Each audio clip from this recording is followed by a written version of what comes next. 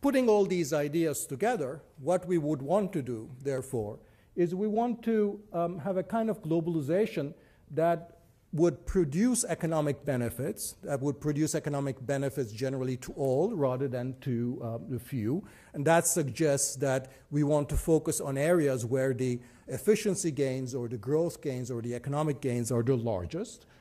Second, focuses particularly on those areas where policy has the feature of these beggar thy neighbor or global public bad features, but otherwise, in fact, is fairly tolerant of what countries can do. That is, leaves a lot of space for autonomy for countries to choose their own regulatory arrangements. So the question then, and I'll close in 3 minutes, is in terms of the globalization of the future, so all these question marks, what would that actually imply? So ticking off each one of these areas very quickly.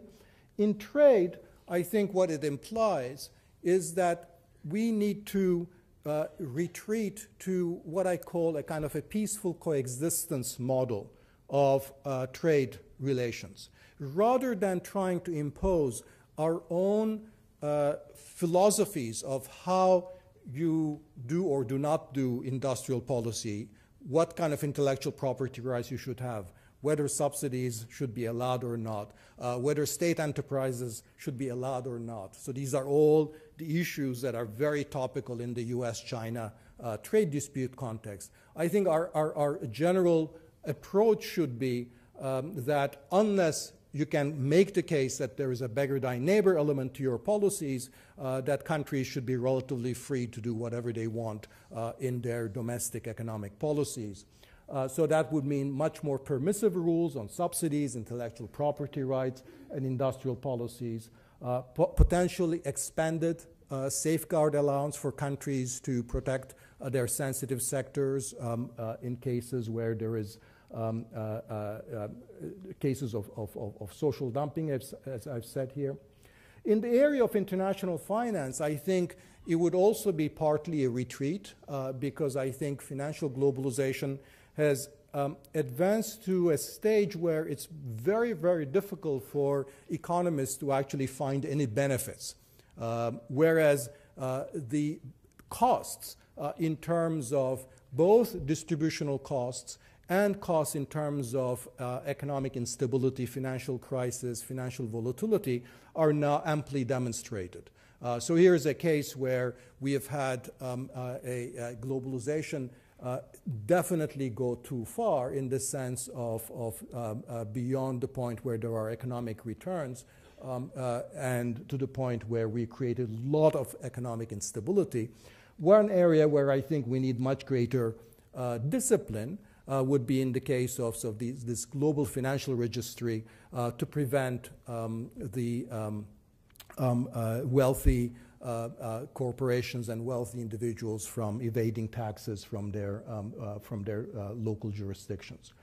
Now, the one area where, in fact, globalization has not gone nearly as far as it should, bearing the principles I've laid out, is actually in terms of labor mobility. There are huge economic gains to be had. Also, there are, I think, some very serious problems about how to manage this. I'm happy to talk about this later on, but I just want to signal this and go back to sort of what that matrix that we had, that in one area where there are still significant economic benefits to be reaped through further liberalization is in the area of labor markets.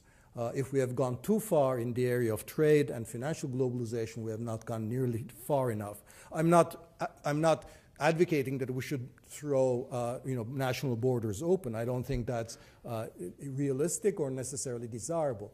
But the barriers right now are so high that even a relatively small relaxation in those barriers, for example, greater use of these temporary work visa programs, would generate economic benefits that are orders of magnitude greater than any trade agreement in terms of the traditional style that focuses on intellectual property rights or further liberalization of agricultural markets or manufactured goods and so forth.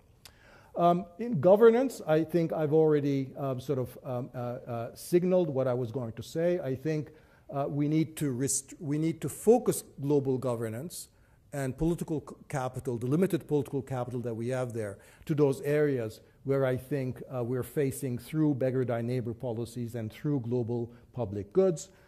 That's probably climate change would be number one, number two, number three there.